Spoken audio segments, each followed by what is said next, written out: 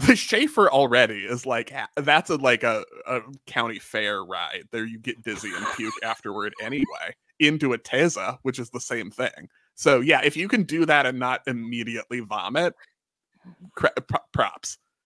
Remember, the show is PG-13, so you might hear a naughty word or two. Norbert's is having a sale on climbing ropes. Great for gymnasts of all ages and levels, and kittens. Go to norberts.com for 10% discount on anything with the code GymCastic. Norbert's is also giving away a $50 Norbert's gift card that can be used on anything in their online store. No minimum. Just follow Norbert's Athletic on Instagram and like and comment on the giveaway post. Today, Italy dominated the European Championships with the power of Manila Esposito. World 2025 has a home. We have the full roster for Classic. And today is May 6, 2024, 81 days till the Olympics. Spencer, yes, this is GymCastic, the #1 podcast in the galaxy. Sure. And I'm distracted because Spencer's here and I'm so happy to see him. So Spencer's back from the balance beam situation for today. So Spencer, can you give us an update on... Yeah, I'll give an update. So my surgery has been pushed back a week to next week. I'm thrilled about it. I love that so much. I feel really selecting the Olympic team by all-around order about it. So anyway, I am in limbo right now. So I'm here. I got to watch Euros, and then I will disappear after that. For a while. And everyone's being way too nice, and I don't like it, is what I'm going to say. Yeah. If you missed it last week, we had to shut down the donation button because our accountant was about to kill us. And also... Yeah. I appreciate it. It's certainly useful, but, it makes me embarrassed. And there are, I appreciate those who donated, but, there are people who need it more, and it makes me feel kind of uncomfortable. And should someone do something like, instead of donating, should they I don't know, read balance beam situation GIF of the weeks while they get their own colonoscopy? You can click on every single page in the clickable code of points one by one and load ad and not have an ad blocker. You could do that if you wanted to. Perfect. The way to honor Spencer. Okay, so let's talk about the headlines. We had heard, I feel very good about this because this is the first rumor we heard at Worlds was that World Championships 2025 were going to be in Indonesia.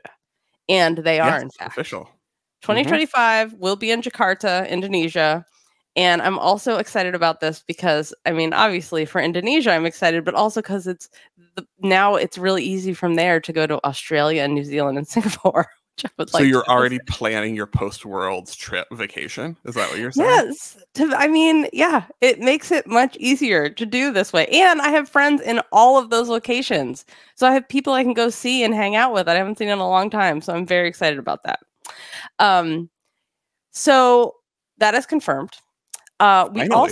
Finally, just like a year in advance, how you normally announce when the hosts of meets are. Yeah. I wonder what took so long because we heard at World it was going to be in Jakarta.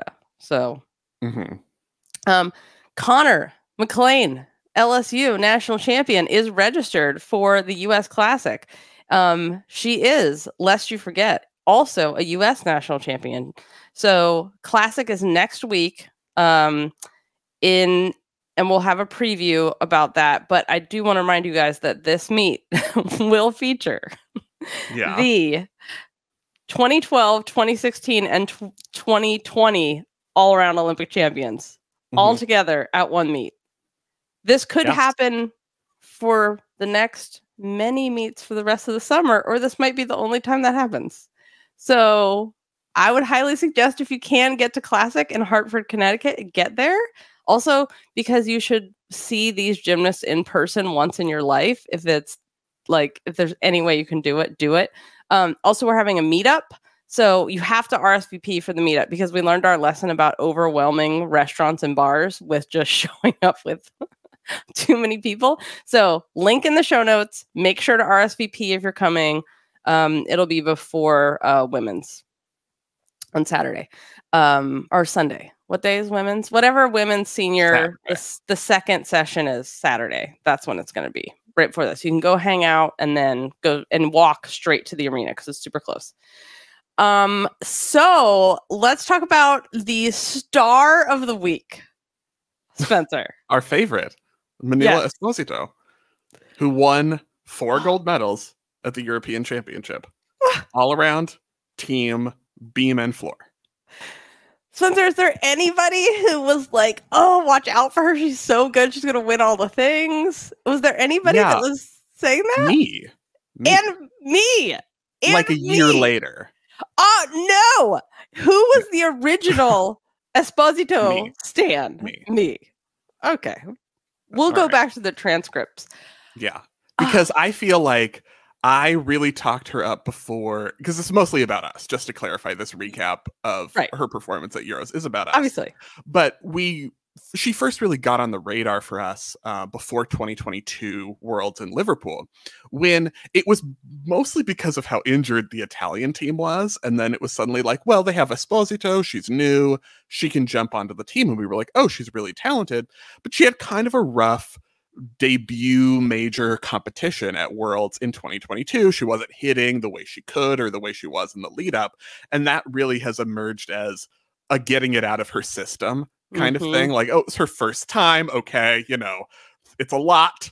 She had kind of, falls, and now she has taken that opportunity, which we see so often when someone is kind of the 5th member of the team, the last one who gets on because someone else was injured, and then uses that as a trampoline, if you will, to bound into greater accomplishments. And that's what we've seen with Esposito. She has taken that first World's opportunity and then became, oh, she's definitely going to be on the team, and now has become, oh, she's the best one and is the European champion. I mean, I feel like she reminds me of, and I know I make this point all the time, but remember Melnikova in wherever the first time we saw her? I feel like, 2017 Worlds in Montreal was when she was there and had, consistency issues and wasn't Melnikova yet. It was basically a crying meet for her. Just disappointment. And then she became a world champion and an Olympic champion. So I just feel like when I people first saw Esposito and they were kind of like, oh, Italian consistency problems. And I'm like, have you met Italy? I don't think so. And she just hit everything right now at this meet. And I love that she did it at home. This meet was just like so joyful. They had I'm not sure why Italians tell me this. Why are green floors the thing in Italy? Like every country has their floor color. Like some countries is red, some countries is blue floor carpet. In Italy, it's green. And they didn't have a green floor here, as is tradition, as in the Roman tradition in Italy. But they did have a neon green podium. And it was hashtag better together, which really should be what we're all aspiring to. Better together, world peace. I liked it very much. But I really like to know about the history of green carpets. Is it because it's like grass? It's more like the ancient... there's green in the flag. So it's topical, I guess. Maybe that's it. I thought it was a great crowd throughout the competition. And I'm like, Italy, let's do more. Let's do some more. Let's do a Worlds. Let's do a Worlds. That's the thing. The crowd was incredible. Like, I was like, oh my God, is this rhythmic? Or is this, or is like Simone competing? It was so loud and so crazy. I loved this crowd. So positive, like cheering for absolutely everything. I just want to say some things, like just more praise about Esposito, because she's because she had the perfect competition. Yeah. And she is, like, to me, the ideal, like when putting the code together, this is exactly the kind of gymnastics the code is looking for. And I would say that about Simone too, except Simone can dance, but she doesn't do it in her routines the way that she can like dance on Dancing with the Stars, which we see so often. But why? Because she can win. But I just feel like okay. So for one thing, I want to talk about just her artistry. Like, it's not like she's just checking the things off the artistry checklist. it's like her minimum level of brilliance is the artistry checklist. And she does so far beyond that. She's not like plugging it in as an afterthought. Like, and the thing is, she's also super flexible, but and obviously gymnastics is supposed to be a seamless being the key word, melding of acrobatics and dance together. Like, there's not supposed to be pauses where you do like a thoracic thrust in the middle. And that's what she does. I can't stand that thoracic thrust. So she puts her artistry together in a way where her flexibility is not just like, oh, I'm farting out an arch in the middle of this routine. Like, Lovely. she's using it to the benefit of the theme of the routine. It's not just something that's stuck in there to be like, watch my signature pose. It's actually always a part of the theme of the routine. The musicality all goes together. I mean, the fact that she does that, she squats like I am sumo squatting to, like, you know, invade your village, into her wolf position by like, she's like, something's gonna happen, I'm coming to get you, and then does a disco roll over her head into her wolf turn position. I don't even hate it. It's cool. It makes you wonder, like, what's gonna happen next? Like, it's so special. And she does it again on beam. I mean, I've talked about her disco roll wolf turn prep before, but the double Y to illusion starts in releve, finishes in releve. Like, it's her releve is on her highest toe. It's not like, well, my heel's not touching, so it's actually like straight line from the toe bend straight up her leg. I mean, it's so good. It asks, that combination asks the question, what if a Dutch gymnast was also powerful and could hit all her routines at a European championship? And she's like, that's me. It's me. Hello. I did it. Yeah. Because honestly, we've seen that combo so many times. And Ithora is probably the one that when she hits it, does it the best. But it's the releve is even more releve. And, you know, Ithora can releve. Get out of here. Okay, what do you think about her all-around score? Because she got a 55, boobity boops, a 55.432. Last year, the highest all-around in an FIG meet, so at a Worlds or a World Cup, not a domestic scoring situation, was Andrade's all-around in 2023. It was a 57.099. So this, I feel like, is super promising for Esposito. Good. Yeah, that's a great score and a great result. I mean, she doesn't have the vault difficulty that's always going to keep her back because she has a Yurchenko 1.5. And, you know, there are some knees and a hop. There are, you know, gymnasts like Andrade will gain a ton of tenths on Esposito because of vault. But her difficulty on the remaining events, her execution is excellent. And she's in a great position heading to the Olympics, obviously. Yeah, as long as Italy just be cool, Italian national team, just like, you are, the injury situation is a problem, and I need you to just be cool. Right. Because we have a lot to talk about. And I mean, what I wanted to ask you is, like, what does she need to do in the next 80 days? And oh my God, turn off her phone and take a bath. Like, I don't know. Just like, don't listen to anyone. Just trust yourself. Just do what you know you need to do. You're kind of a veteran now, except still, you know, brand new and young. Just like, trust what you need to do to be prepared for a major competition, because you've done a few of them now. Yeah, don't let anyone send you to some stupid meet or make you do more difficulty or something. Yes. Oh, we're going to talk about that shortly. I feel like, you know what happens when like a show is a big hit, or like we saw with NCAAs this season, where NCAAs had been like such a big hit. NCAA Gymnastics on the SEC network was like built up to this huge level. And then they like were like, oh, it's a hit. Bring in a bunch of people and ruin the TV show. And then the ratings go down. So I'm afraid that's going to happen. Like, everyone's going to want to tell everybody what to do. And Italy, because they did so well.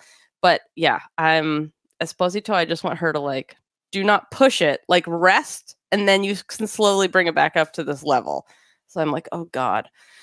Oh, also, did we talk about her flip-flop layout on her mount on beam? Not specifically, but nailed it. Yeah, I just want to say that because I know a lot of people are like, "Oh, don't do that mount; it's too risky." Not if you're her. Not if you're Esposito. You're like, "Oh yes, I will take this high D with the connections and do it right off the start." And then did she do her Nabieva? Her Nabieva wasn't quite Nabieva this time. Was it straight every time? I think it's pretty good. Okay. Sometimes it's like sometimes it's perfect and like she actually is like her hips are forward in it, and sometimes there's like a little tiny hip bend in it. So I couldn't quite tell from the angles this time. I want to remind everybody that this show is brought to you by Club Gym Nerd, and Club Gym Nerd gives you lots of cool stuff. Like you can get an extra podcast every single week delivered to your favorite podcast player. It's a weekly behind the scenes Q&A live, or you can write in questions. We also have exclusive bonus coverage from meets like the Olympic Games, which I'll be in Paris. Send me all your favorite restaurants and anything else you think I need to know. Like how not to get pickpocketed. That's really my biggest concern.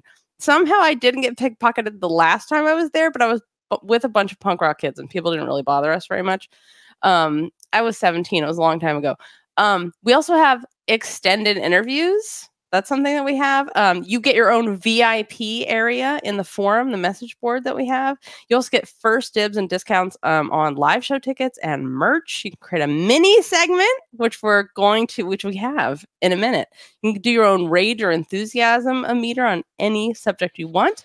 So check it out at GymCastic.com. If you have any questions or need anything, you can always email customer service at GymCastic.com. And we have a new fantasy game for Classic where you can put 3 all-around Olympic champions on your team, maybe, if you can manage your budget well and don't want anybody else on it.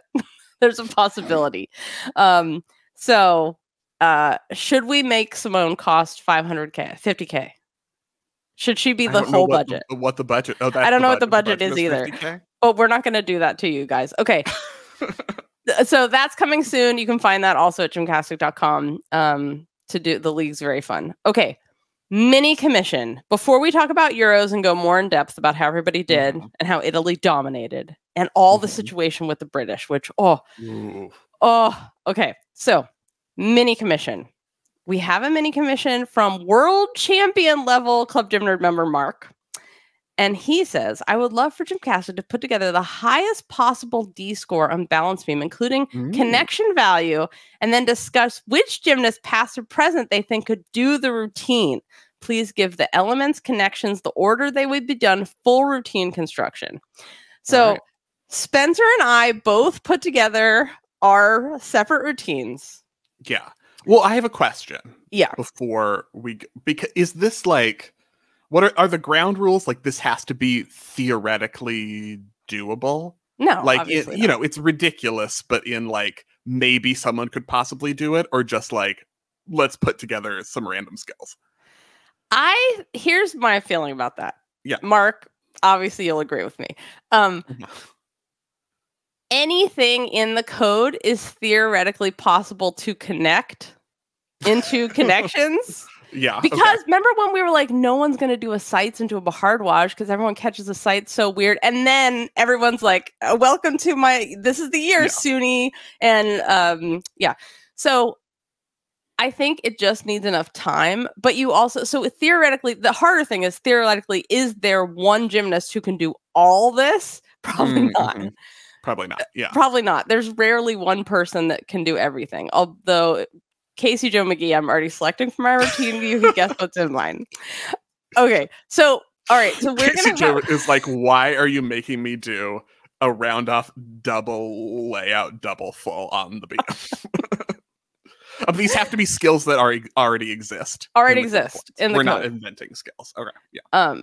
And they can be skills from any time. It doesn't have to be like, oh, it was Nelly Kim took it out, so you can't put it in. That's dumb. Okay, so should we start with whose routine do we want to start with? Whatever would make you feel gorgeous. Oh, thank you, Spencer. Okay, let's start with mine because mostly, and I'm going to show, if you're a visual listener, you can watch because I put it all together so you could see how the composition is. And also, if you want to do this at home, there are 2 things that I would recommend doing. First, go so there's a little appendix at the end of the code where it's like a cheat sheet to put your scores together. So that's what I always use to make sure I did all my credit, my composition requirements. But also go to Flip Fly Tumble's YouTube page or follow her on Instagram, because she has so much education on how to put together routines, and it's so helpful. So I did my stuff, and then I watched a couple of her things, and I was like, am I doing this? Am I doing this? Okay, I think so. But what I learned about myself is the connections. It's tricky. Okay, so you can't be bothered with all that connection business. No, because you just want your skills. Yeah. I picked all my favorite skills. Right. But yeah. they're really hard. Okay, so let's start with the first one. So basically it's the 8 hardest skills, but then you can have other stuff, because you can have a crap ton of connections in there too. So my mount is a laid out full G. Yeah. 2, so you're gonna lay out, immediately bounce into a noddy 2-foot, like a whirly. So remember when Jayla. Okay, and then you're forward, and you're gonna jump right into a yang bow jump. So that's a D. Perfect. Yeah. Okay, that's someone could. That is if you landed your layout full mount perfectly, you could do that. Yeah. I mean, 2-foot a noddy to yang bow. It's like, do it tomorrow. Right. That's easy. It's the layout because a lot of people, if you're doing a noddy, you swing your arms and go. So you have to land your full in China position, which they have perfected this. So that's why I'm calling it this. The Chinese technique where you land already in a squat with your arms behind you and go into your noddy. Okay, so that's it. Layout full, a noddy 2-foot, immediate yang bow. Then I have, you guys, this is the genius. Okay. You're really proud of this one? I'm so proud of this. A Schaefer. Yeah. Side flip half, land on 2 feet so you can rebound directly into a teza. Laid out full twist to front support hip circle. Yeah. Back dive full. That I got dizzy thinking about that as a combination. The Schaefer already is like, that's like a county fair ride. There you get dizzy and puke afterward anyway. Into a teza, which is the same thing. So yeah, if you can do that and not immediately vomit, props. Full credit. You're winning. Oh, okay. And then my next, so that's my, okay. So then I have a Corbett full. So back dive full, swing down, immediately into a Lili, a backspin 1.5, which I believe Case Joe McGee did some kind of swing down skill immediately into this and connected when she did the Lili on beam. So a D to a D. Yeah. Thank you very much. The Schaefer Teza is an E to an E. Okay, so then my large leap will be I think it's named after, no, maybe not. It's a switch straddle half. So you have to show it completely. Switch side, which is technically the Johnson. Yeah, the Johnson. Sorry, that is what I'm. A half turn, but then a half turn. But then with a half, yeah, it's a Johnson half. So, and then so that's an E, and then then I have a double Y turn to illusion, named after the Netherlands, Ithora, and Esposito and Dedusha Francis in their honor. Just naming her combinations now. Yeah. It's Nether Sposito Noosh. And then I have obviously the dismount. The hardest one you can do is a double. So that's an H Biles. I have the most fun combination. You would love this routine. Yeah. It's all of my favorite things. There's a backspin, there's a double wide turn, there's an Anodi, there's a yang bow, there's a Teza, a Schaefer. I mean, a Lili. It's so fun. And it even has a forward that, if I was doing it, would have first of all, it would have none of these skills at all, but it would have no backward skills because they're scary. But Nodi's okay. This is not a routine for you to do. I know, I'm just saying. This is a routine for someone else, which is the next part of the question. You have to, what gymnast, past or present, are you giving this routine? Because this is you have to be able to do a Biles, you have to be able to do a yang bow at the same time. This is what gymnast is doing this routine? There is a correct answer. God. I feel like you should not have to think about this hard. Protonova is probably I was going to say the answer is your favorite gymnast of all time. Yeah. It's Protonova's the beam routine she always wished. She's the only one who would be like, yeah, I'll try it. Yes. Because any other gymnast, like you give that to Simone, she'd be like, "You are insane. Get out of my house. How did security let you in? You are barred forever. Get out of here." No, I'm not doing any of that. Bye. And Protonova would be like, "Oh yeah, I'll do it." Okay, so let's talk about difficulty because every single skill has a value and that they're all assigned a value. So like an A is a 0.1 up to a J is a whole point in value. So you add those up. So I have a 4.3 between only the top 8 though. You can't add them all up, which obviously. But the top 8 hardest ones, we have 4.3 points just from the skills done. The requirements, they're all in there. Backwards, forward, backward, dance, boobity boop, a turn, leap of 180. And then the connections. This is where I feel like you need to jazz up my routine. Yeah, I was gonna say, because we're at like a 7.6. You have this at a 7.6, and I feel like there's so much code hacking that you could hacking is what we're calling it now. Yeah. For series bonus, like you could tag on back handsprings and split jumps and straddle jumps and corbets onto most of, you actually can't, but theoretically you could tack on some B elements onto a lot of this. Your Biles dismount, round off back handspring Biles for series bonus. Ooh. So we could get this 7.9 with just tacking on B elements here and there. All right, 7.9 with a backspin. I'm very happy with that. A 7.9 that has a backspin in it. Whew. Great. Yeah. Okay, so hit me. What is your I routine? Definitely thought about this a lot in the 5 minutes before we started to record. Do you want my Jung Qingying routine or my Joss Robertson routine? Because I did 2 for different types of gymnasts. Let's do Jung first. Okay. We're mounting with a dun, which is the Anodi mount. Yeah.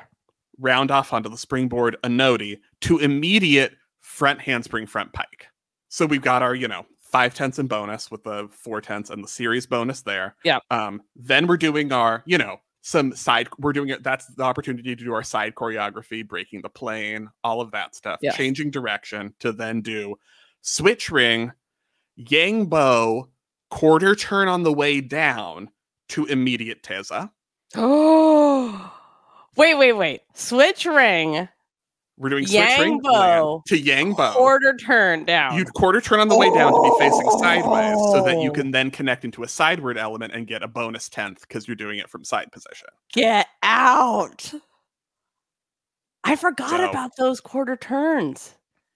Yes. Yeah. And then we go into this very realistic routine. Obviously. Round off, layout full. Okay. And layout full. Worth lots. Split jump back handspring, get a series bonus. Tack on some nonsense, get a series bonus out of that. Then you have an Okino. Triple turn. And then do the same thing, like straddle jump Corbett or something out of that for more series bonus. And then round off back handspring triple full dismount. Oh, triple full. So I think 8-2. I think we're at an 8-2 for that one. Regan Smith, I elect to do this routine too. All right. I think she could do this one. Like it. I don't know how she is with the noties though, but I'm sure she can do everything. But a Corbett out of anything, easy for her. Yeah, she's like nothing. Okay. For Joss. Yes. Arabian Mount, Ertzag. Okay. To pike jump, full straddle jump. Oh, the pike jump full. I looked at adding that too, and I was like, no, it's too ugly. I'm not doing it. But Joss's pike jump is good. It's really good. Her so pike I jump was is like, good. Do a full turn on the way down. Yeah, okay. All right, so we've got our Arabian Mount, pike jump, full straddle jump. Then we're doing tuck full, standing tuck full, which she does in her routine, but to immediate layout, step out of it. Oh, I like that. Which I do it tomorrow, Joss. Yeah. Joss, literally, you can do this. Joss, you can do this routine. You can do this routine.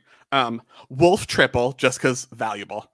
Ugh. I refused to put a wolf. But we're doing wolf triple to Valdez back handspring for our series bonus. Oh, that's pretty. Do you think, Joss, can you do a Valdez?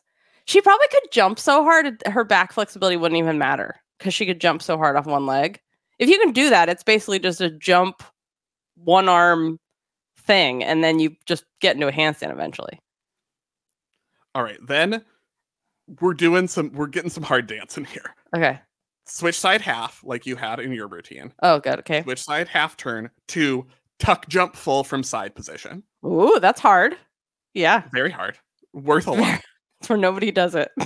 From side, it's so hard. Yeah.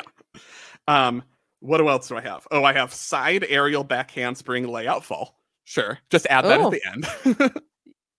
And then we're dismounting round off back handspring biles. Okay. To get us to an 8-2. An 8-2. Ooh. Very realistic routines. I love these routines. Love, love, love them. You know what would be really fun? Like, this is also kind of my dream, is you have tag team beam with no pause. So basically, one person does the mount sequence, and as soon as they land, the next person has already jumped up and is doing the next thing, and then someone else jumps up. So basically, we could get like Simone on the tour. I mean, I'm just saying, you already had 2 people doing a beam routine at the same time. You could do tag team beam as a game for fun. You know, it's getting you closer to your dream of turning beam into a fight. A physical fight. Yes, that's exactly what it is. So, Mark, I hope you enjoyed this, and I hope everyone feels refreshed about how beam works. Always just add a Corbett, a back handspring, or a Valdez out of anything, or a straddle jump to get your connections. Put some kind of B, right? This is the lesson. Yeah. But also Jack B elements onto everything, and then you'll be fine. But also don't do any gymnastics or you'll be deducted at least 3/10 for every single skill. So the lesson is we have way too many skills in our routines, I would say. Yes. Oh, both of us. The execution score, even if you did them, your execution score would be 0. Yeah. There's far, far, far too many. But all we were tasked with was the highest D score. So let us know which one you like the best. Is it the one with the backspin? Or which one would you put together from the ones that we created? That's the other thing. I feel like there are some solid pieces in these routines that people could actually do. Yes. What do you think the hardest? Like, I feel like the mount a laid out full to an anoti is probably very unrealistic and hard to do. I mean, I also think a Schaefer to Tesa is unrealistic. But I think all of the things we did are kind of unrealistic until someone does them. A Schaefer to Tesa could be done. The thing is, could you do it without breaking your ribs or landing somewhere near the beam? That is the thing that makes it much harder. Because how many people can do a Schaefer in the whole world? On the beam? One. So that's what makes it really hard. But could she do a Tesa? Yes. Would she land near the beam? No, she's not going to want to land anywhere near the beam. She does not like the backward skills. Oh. Okay. If you want us to do a mini commission like this, if you want us to put together our hardest ever could possibly be done bar routine or floor routine, and pick which gymnast, past or present, could do it, you can also do a mini commission. You can join Club Gym Nerd at the world champion level. Just go to gymcastic.com. Thank you so much, Mark, for supporting the show. Let's discuss Euros, because back to Italy. Italy dominated. It's like the 3rd time they've won Euros, but still, it's like the year before the Olympics. We're 81 days away. It's like a very exciting time for them to be winning Euros. That's what I'm saying. Yes. It would be fully exciting, except for Asia D'Amato getting injured in qualification again. Right. But otherwise, great time. Yep. And they would have taken 1st, 2nd, and 3rd all around, except for 2 for country. So it was Esposito won all around, and then Kinsella took 3rd. Alica D'Amato was silver all around, and then Kinsella ended up getting all around bronze because of 2 per country. Yeah, it would have been Alice and Andriole, but instead it's Esposito, Alice, and then Kinsella, third all around, which is awesome for her because they have needed her and she has stepped up every time. Yes, especially Kinsella. right now, which we'll get to it. Yeah. So Alice won bars. By what's very interesting is Becky, I think, did Becky qualify first, but then fell? Becky, and went first in the bars final and fell. Yeah, but then fell. Alice changed her routine because she was having trouble with one of her connections. So she changed it, went for an easier routine and hit it very easily and won her bars, which as always are lofty, lovely, beautiful toe point. And my favorite part, which is a deduction, but it's stupid, is how she uses the full length of the high bar before her dismount. So she can do all the pirouettes in every single shoulder angle possible to mankind before doing her double front, which was huge. So super stoked for her, especially after, she said that she was really worried because her sister got hurt and she was thinking about her the whole time. So maybe that's like a distraction, is maybe they should do like math problems or quizzes in between so they're not thinking about the gymnastics, and that would help. No one should get hurt. That's what I'm saying. I'm saying not think about gymnastics. Maybe it'll help. I just want everybody to know that as far as the Italian goes, all the Italians, the country of Italy will be saved by the juniors. Like the legacy is strong. Fioravanti does one of my favorite combos, the front layout immediately to a double front. Shades of Daria Bijak, Protonova. Absolutely love it. It looks so good. Can the Italian juniors come over and have a training camp with the Americans so they can see how you need to take dance? Let's talk about the British. Which was a great performance for the team silver medal. It would have been really tough to beat this Italian team even without Asia D'Amato. With the team the British have right now, it was potentially possible in that team final if they hit, lights out and Italy had a few more mistakes. But I think silver was a strong result overall. A competition, though, kind of overshadowed in a lot of ways by what was happening, by everything else that was happening with Ondine Achampong tearing her ACL, which we can't deal with. Yeah. And it was at a training camp. It didn't happen here, but it's also like, maybe Ondine has done everything for the last entire quad Trent. So we should let her rest right before. I mean, maybe she wanted to go, but I was just like, why compete now? Maybe wait. But anyway, she tore her ACL. And Amelie Morgan said she's not doing elite anymore, going to finish gymnastics at Utah, but it's done with elite, with some like read between the linesing / just reading the lines about the environment, I think, in her statement about British gymnastics and elite. You had the head of the program announcing stepping down, all just around Euros. Right. And this is on top of, last year when Gadarova tore her ACL, and she has confirmed she's not trying for Paris. I love this interview that she did with BBC because she said, I want a long career. I'm only 19. I'm still young. LA 2028 could be my goal. So I love to hear that from her. She's like, yeah, I'm only 19. Like I could have a really long career. I don't want to push it, which is smart and good for her. That's her decision. It's great. I do think a lot of people read into the head of the British program of the women's team and Amelie, that news coming out almost simultaneously. I did confirm it is really true that Kemmler stepped down. He did step down. He was already out for a couple weeks. He wasn't scheduled to be at European Championships. It was just a very weird time to announce that. And I don't know why it happened on that day. I don't know if that was like to help the team or it was meant as a fine then, I'm leaving. I don't know. It just seemed, the timing seemed very weird, but it was that he decided to resign. So, but overall, I would say there was still a strong team of 5 gymnasts at Euros. And Becky Downie was like, oh, You mean I don't have to, this is the kiss of death, but I'm like, oh, Becky's definitely on this team. Like, how many Olympic cycles have we gone through of being like, Becky should be on this team, but who knows what they're going to do? But I'm like, there's no one else. So Becky is definitely going to be on this Olympic team as long as she stays healthy, which is, I shouldn't say. If I've learned anything, it's that I shouldn't say that. Yeah. Everyone's staying healthy.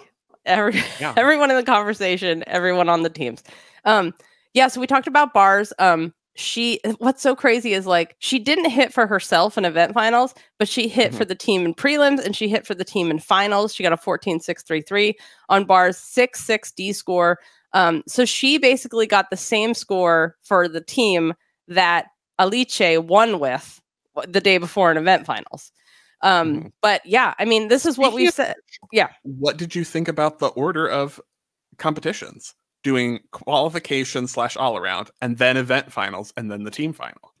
Obviously, this is the greatest thing ever because people are ready to go for event finals and it's like an active rest unless you've made every event final. I mean, This is not made for a Simone or Maellyse making every single event final. But I love this more because event finals had a more prominent stage. I think maybe the athletes, I don't know how they felt about it, but I loved it because event finals are way more exciting. I do like the idea of putting event finals earlier because for almost every gymnast, it's going to be a less than, especially if you have a worlds where you have an all-around final and a team qualification and an all-around final and a team final and then event finals for, the top gymnasts on the top teams. That's an all-around in qualification, an all-around in event final, maybe an all-around in team finals sometimes for some. It's a lot in a row. And if you have event finals, you can kind of space that out a little bit more. So I like that schedule. I just wish they didn't do event finals with the medal ceremony after each final. It takes so long. Save all the medal ceremonies for the end. Yes. And do them all at once. Like, I don't know why they do it like that. Maybe it's so like those people can leave afterwards and go rest. I don't understand it. Or if you're doing that, then you need to do it on the podium with the apparatus behind you while the next group. But what if you're in both? What if you're in the medal ceremony and that's the next true? Because I think it is about resting, which is why I don't like it when they split the men's and the women's competitions into different weekends, because for event finals, that's the opportunity to keep the momentum going when you alternate men's and women's finals. So you can have, the women's athletes getting rest in between their finals and still have things going on, or you want to do a medal ceremony for the women, the men can be warming up. You can alternate a little bit more without making it so quick for those athletes who are in every event final. Yeah, They just it just all needs to be at the end. That's how I feel about it. I did like that they alternated, men senior and junior alternated and women senior and junior alternated. I kind of like that you got a chance to feature the juniors in that way, which is common here, but not so much in other, well, obviously world championships, there's no juniors, they have their own. I was also on the topic of the British, really nice to see Georgia May Fenton win her first European individual medal ever with a bronze on bars. The door was opened and I was really pleased to see her hit a composed routine, really strong, got her medal. That was great. Yeah. Overall, I feel like they showed their depth here and did really well despite a lot of the stars being out. Less worried about their Olympic team prospects because you had people like Abby Martin come in, who a lot of people don't know, but hit really solid floor routines and was like, yeah, you can use me. I'm here too. Everyone else is injured or leaving and I'm here, so deal with that. I feel like this is almost a really good lesson maybe to other countries, hey, try to keep everyone around that you can and make them feel a part of the process, because you never know when you're going to need them. And if you told them, oh, don't bother showing up for national championships or qualifying, we don't want you for anything, then you don't have anyone to qualify for your Olympic spot who could make it. New Zealand. I'm just saying, I feel like that's also maybe a lesson for the British gymnastics, because the history isn't the best in terms of keeping athletes around and making them, happy with the organization. Exactly. We have some Olympic spot updates. So qualification, which was the all-around competition as well. There was the one Olympic spot available for the top finishing all-arounder who was eligible. Maellyse Brassart of Belgium hit a great competition in qualification to get that spot. So Belgium they didn't qualify a team. They will have 2 individuals, because Nina qualified through Apparatus World Cups earlier this year, and Brassart qualified in the all-around. Really impressed by her competition. So especially because Belgium started on bars, Nina went 3rd out of 4, fell, which is unusual. We don't expect to see Nina go up and fall on a toe full. She's like, what is this? But progress point, she wasn't doing bars at the World Cup. She qualified for beam. Getting bars back, I think, it's a step in terms of her being able to do that at the Olympics. She'll obviously intend to add more difficulty, get more consistent. But right after that, which is kind of a deflating moment for the Belgian team, because when we've seen them have success as a team, Nina's bar score is a big part of that. It's a big deal. And Belgium didn't end up making the team final here, and Sweden did, they were so excited. And so that was stoked really cool for Sweden to make the team final. But then after that kind of disappointment for Nina and for the team, Brassart was up last on bars, and she just nailed the best bars routine I've ever seen her do, and was so pumped about it. I was like, oh, she took that, like, oh, the team is not happening, and being like, this is mine. This meet is mine. This is mine. I'm going to hit. And she had a great competition throughout. So that was really cool for her. I think just going back to Nina for a second. So, she dislocated her shoulder right before Worlds last year. So it hasn't even been a year. And, that's a really delicate thing to come back from, because you have to make sure everything is strong, everything is healed. And then you have to make sure it doesn't keep slipping out, because that's one of the things. Once those ligaments are loose, it's a hard thing to control. So that's like really smart that she waited to the very almost last possible minute to. We're into like, I gotta get it. I gotta do some routines though. Yeah, I gotta start getting ready. But it was, the Nina is still there. She just needs a little bit more time to get the full routine together. Yeah. We also have team bronze for the French team. Yes. Strong result for them overall. Had some misses, but I think the big headline for me for the French team was the emergence of Ming Van Eijken, who is someone we haven't seen at major competitions before, don't really know. And she came in and was like, guess who has a handspring Rudy? Like Colleen Deviard, it's me. Now we have 2. I can do a floor for you. And I think that's really interesting if you're, a dork like me and putting together possible Olympic team permutations, because that really blows up the French team. Because we think about the team that they had that won world bronze last year. They were putting up a Yurchenko full in the team final from Marine Boyer. A handspring Rudy is up 1.2 more in difficulty. That's a huge upgrade, and she's hitting it reliably at this competition. So you feel like it's not just a possible. It's like, oh, that's a big deal for your team score, and could very realistically push out maybe an Osisek, maybe a Sharpie, depending on who's hitting, what the team is looking like. But that was the biggest for me, like, ooh, twist in terms of looking ahead for Olympic teams.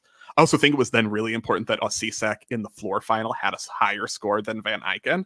I think that was important for her to be like, no, but wait, my floor. You know what this also made me think about? Melanie didn't compete here. And between what's that's happening... why we're saying someone on this team's going to have to go, because Melanie. Right.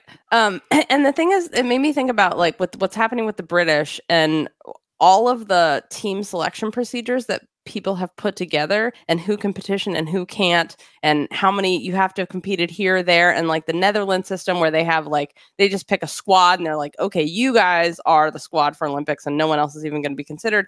It's like, it is not uncommon. Teams go through years where they have a situation where the top 3 or 4 gymnasts are all hurt at the same time and they're all out.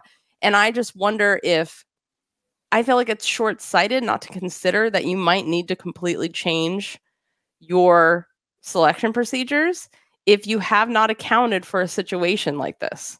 Also,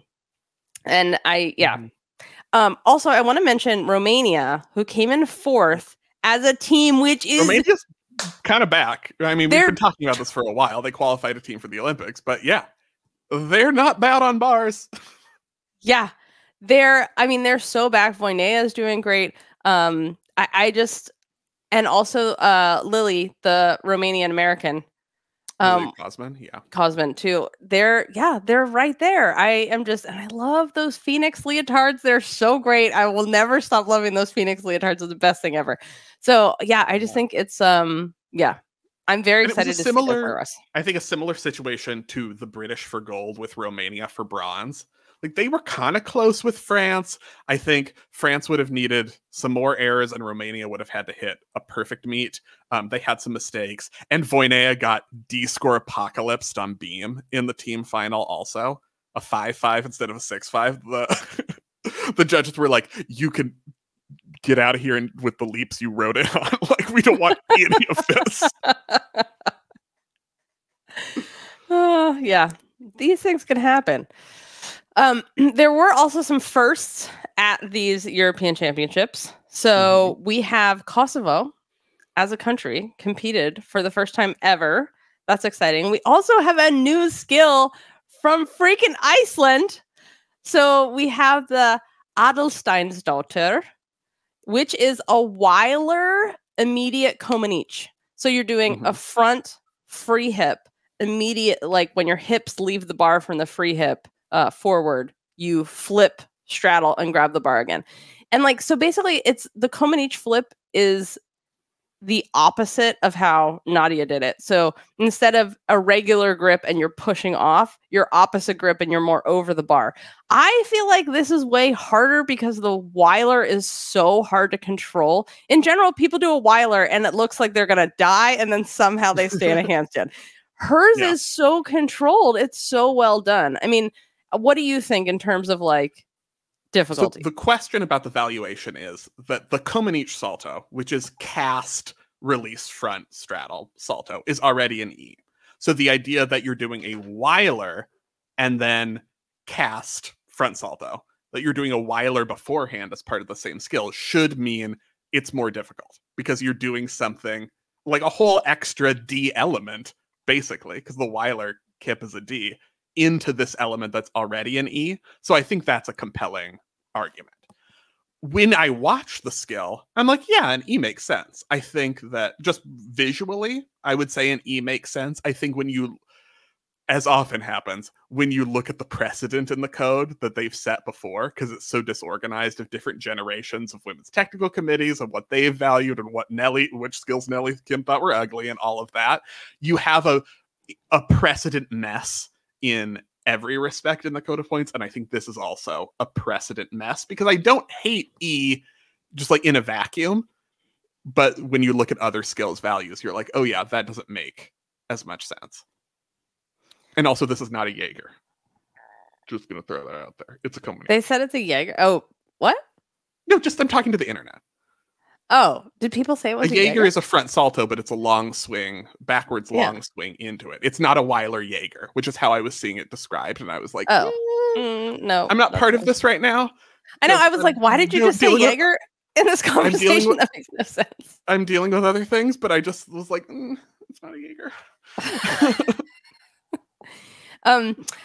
So congratulations to Adalsteinsdottir and also to Iceland as a whole. It's that tiny little volcano with people living on it, and they have a skill. That's not their first. Oh, that's right. The fulls with the 1.5 gainer off the end of the beam. No, that's Poland. Sonja Olafsdottir. Olafsdottir. See, yes. Which is also, I considered that to put in my hardest beam routine ever. But then I was like, well, what am I going to connect it to? So then it was out. African Championships, also just while we're on the subject of first, African Championships happened, and Chad competed for the first time ever. And then we also have Jana Mahmoud is the African Championships all-around qualifier to, so she's a continental qualifier to Paris. So we had just like Brassart. for European Championships, Mahmoud for African Championships, and that got close. That's like, if you had just told me like, oh, Jana Mahmoud got the spot, I'd be like, yeah, she would have been probably the favorite heading in, but that was close. It's super exciting. So we've had the Americas, Europe, Africa. We still have the Asian Continental Championships and Oceania. Yes. Then we're done. Tripartite spots, whoop-de-whoops. And then there's basically almost no spots left. So we have MML Buyo going for Asian spot. All around, just going to be hard. And who knows what's going to happen with Oceania. It's going to be Nadoff. Eligible for the tripartite spot, but watching qualifications, I was like, okay, Adalsteinsdottir, great option for Iceland. Mordenti of Luxembourg had a fantastic competition. I actually haven't checked if Luxembourg's eligible. I just assume because it's Luxembourg. I'm like, you don't have that many. How many people can you have? Eligible. Yeah, how many Olympians could you possibly have? So that was also, she had a great competition in qualification. Really impressive. So I had a couple nominees where I was like, tripartite. You know how you watch meets and just yell tripartite at no one when you're in Everybody does that. Yeah, obviously. A quick update on pack rims, because I did mention the disaster of like how it was raining indoors and the bars were unusable, and so they had to get a whole new set of bars. The actual competition seemed to have gone better than all the training hall situations. All around, Jayla Hang from the US, all around 54.8. And she got that with a two pass floor routine. Less is more. Welcome. Yeah. I mean, that's the thing. And hit her crazy ass beam, which that huge D score, which she did also at Winter Cup. So yeah, it's very interesting how different coaches and gymnasts are choosing to put together the best hacking of the code, as we've decided to call it. But also, the lesson really is do less gymnastics. I mean, this is another score we were talking about after American Classic, that it's going to be so hard to make trials and those spots fill up so quickly. And we're like, maybe Miley Liu was the other one with Jade Carey who had a score at American Classic. Certainly you look at Jayla Hang's 54.8. I would be, that's a you need to be at Olympic trials all around score. Yeah, it's a big deal. Let's talk about some Gymternet news. First, Spencer. Remember how we talked about what we thought Cecile Landi should be making as the new Georgia co-head coach? So Cecile, unproven as a college coach, but clearly she knows how to coach and she knows how to deal with difficult situations, because coaching elites is difficult. And she has one Olympic champion under her belt. Coaching a college team at World Champion Center, a college team. Yes. I think dealing with all the interpersonal things that you have to deal with as a college coach, which is mostly the coaching, will not, she is so very well positioned to handle that challenge. That's how I'm going to phrase that. So I thought $500,000. Why only $500,000 if they're offering Jay $2 million? I think that's what she's worth, but I didn't think they would give her that. Yeah, she should obviously make as much as Jay, because clearly she's a way better coach and more successful than Jay Clark. But I didn't think they would do it. So she's making $340,000 co-head coaching with Ryan, who's making $2 something at Georgia. So over $500,000 together combined for the head coach job, it's not enough. But yeah, you should definitely, after Cecile, after you get there, you'll all get your whole entire team to go to World Champion Center. You win in a year. Incentives better be the bonus incentives on top of that 340 is the question. Yes. Who you recruit, bonuses for who you get to recruit. That's important. Who you get to transfer. Exactly. If you could secretly get people to transfer without breaking any rules, wink, you get this bonus. I mean, there's no rules to break anymore. Yeah, I mean, there's nothing left. It's total anarchy. Also, every conference championship you win, everyone that gets a 10, whatever. Every dual meet win over Alabama. You got to get all that in there. Yes. Academic All-Americans. Oh, don't forget the academics. This Yeah. is why, there's totally the teams that have recruited people just for the academic bonuses that some teams get. That's what walk-ons are for. Right.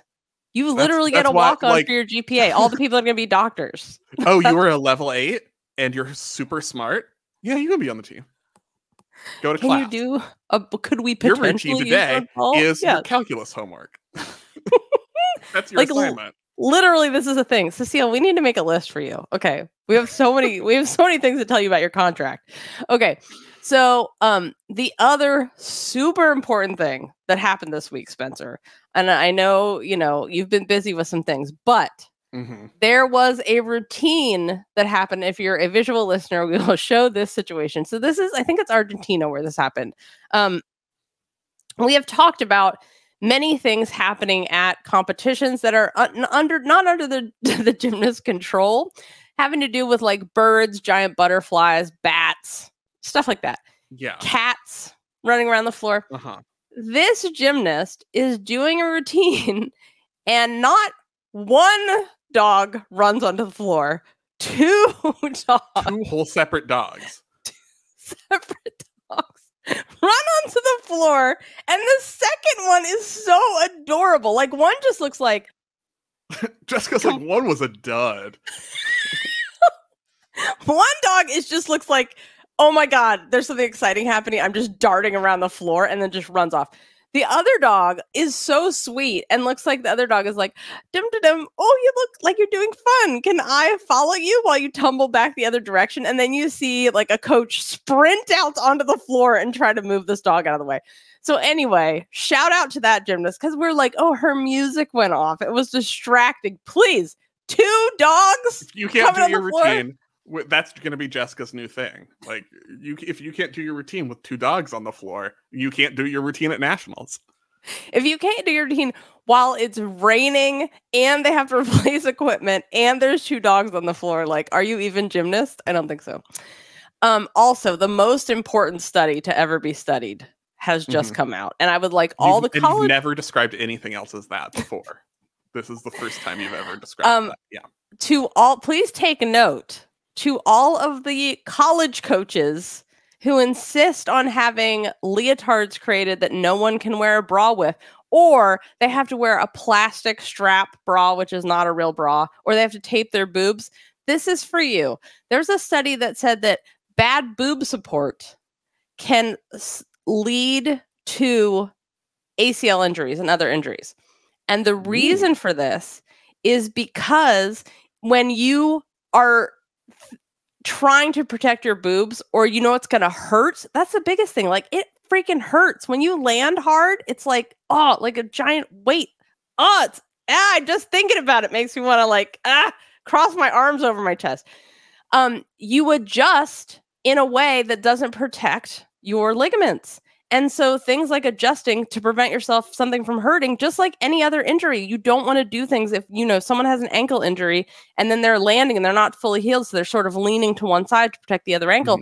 The same thing with boobs. If your boobs aren't protected, even this study went as far as just looking at someone is just doing something as basic as running, and that their gait would change and that would mess up how they were running.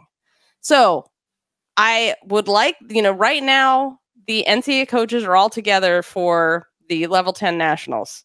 And I would like this specifically to be presented. And as you know, if a gymnast cannot wear a fully supporting bra, I would like it to be a deduction on the head coach as a giant salary deduction. No yellow cards or red cards. It's $100,000 donated to fixing judging. That's what I want it to be. This bothers me so much, you guys.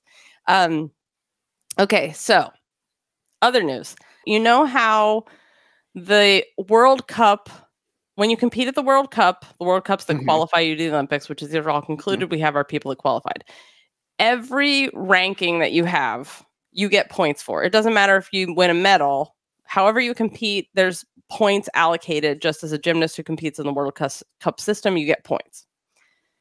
The people that are already qualified to the Olympics or on a team that already qualified for the Olympics, are supposed to be removed from the point system because so that people that aren't qualified can be allocated those points, right? The rules state that people who've competed in their continental spots and gotten their continental spots, those people aren't removed until the continental championships are finished.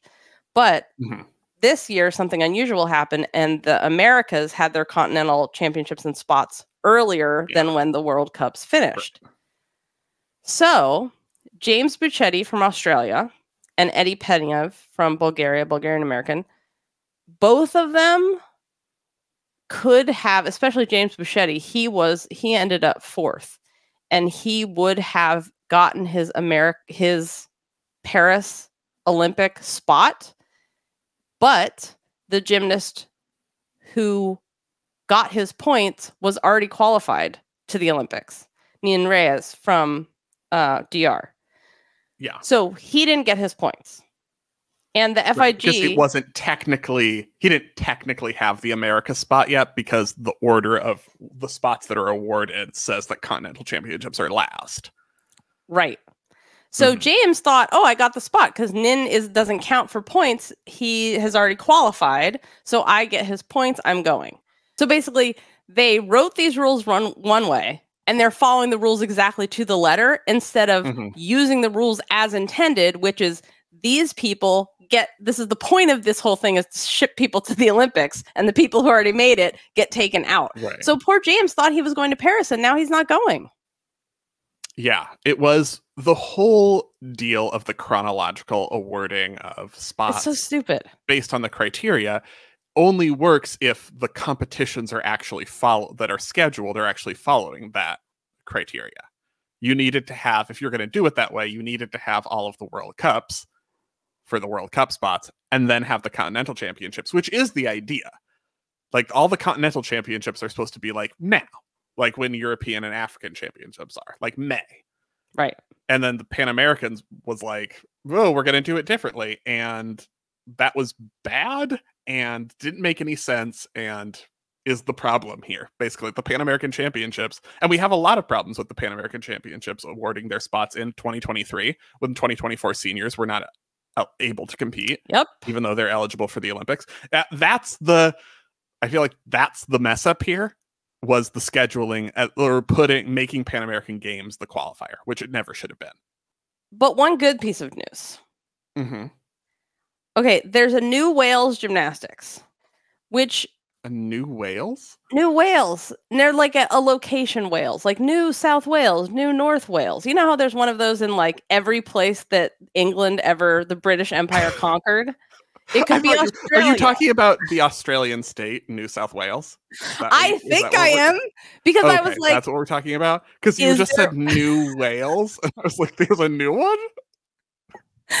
Because I literally kept looking at this page and I was like, this could be anywhere in New England. This could probably be somewhere in Canada. It could be New Zealand or Australia. But then I did a little more digging, and Georgia Godwin's on the page, so it's Australia.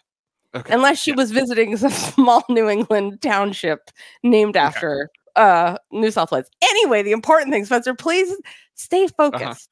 Yeah. They have their their leotard design for their championships.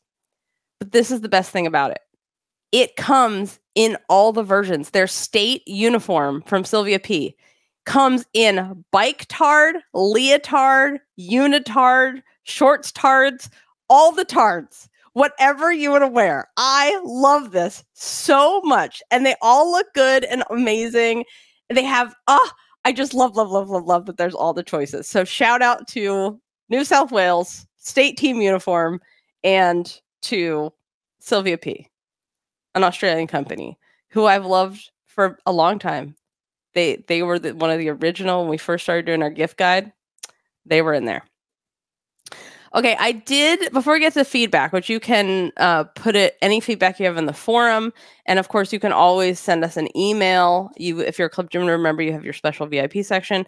Our email is gymcastic@gmail.com. We did try to get Spencer to read some nice things about himself. Nope. But he refused. So you guys... Don't want it. Someday he might read those, but no. But we do have a live show story for you to read. There's nothing nice about you in it. Is this a trick? No. It's going to be a trick. Okay. Andrea says, at Nationals, I attended session 2 and sat next to a retired gymnastics judge from California. Decked out in Cal gear, we were surrounded by Oklahoma fans. As judges were marching onto the floor, I kid you not, she said, "Oh, there's Carol." I might have snorted. At the live show, I was in line ahead of 2 women dressed up sort of like judges who called themselves Carol, so I had to share my story with them. They were giving out 10s and gave me one. The live show was a blast. I won the drawing and I never win anything. I'm enjoying my GymCastic swag. The volunteer who handed me my prize was hanging out with all of the Utah fans the next day, and I met him after the send-off. I'm not sure who reads these messages, and I'm sure you're receiving an abundance of support for Spencer, so it may not be seen. Okay, well, now this is nice. This is turning nice, and we're not doing that. But thank you. Thank you to Andrea. Okay. Oh my God. See, Spencer, I told you people would dress up, and then we totally forgot to do the freaking dress up contest. You forgot to do the thing? Because I was so negative about it? Everyone, all the boys were like, no one's going to do it, but I should never pay attention to boys. And I should do what I think is right. And clearly, we had 2 Carols there. Oh, we should have a judges dress-up contest. Oh, this is so excellent. Maybe this should be our giveaway that we should do. Oh, at the meetup at Classic in Hartford. Dress like a judge awards. We can give away a scarf. We can give away I don't have a blazer to give away. But oh yeah, you didn't get to see my You're dressed as an Amy Borman judge. You don't wear the blazer. Yes, just guns out, guns out. Throw your blazer, just a trash can with a blazer in it. I'm Amy Borman. Yeah. That's what it should be. Okay, we also have a joy-o-meter. I don't know if this is a rage / joy-o-meter. I'm not sure, but this is from a gold level Club Gym Nerd member, Mark. Would you like to read this? I feel like I always do it, but I feel like you will enjoy this very much. There's nothing about it. Is this a different Mark than the mini commission Mark? This is a separate. Wait, no, this isn't from Mark. This one's from Susan. I'm pretty sure it's from Susan. Oh my God, Jessica, is it Mark or Susan? Hold on, let me. Oh no, wait, Rage-o-meter. You know what? Talk amongst yourselves while I look this up really quick. Rage-o-meters. Here we go. Oh my God. Oh, and this is from Mark too. Was the other one from Susan?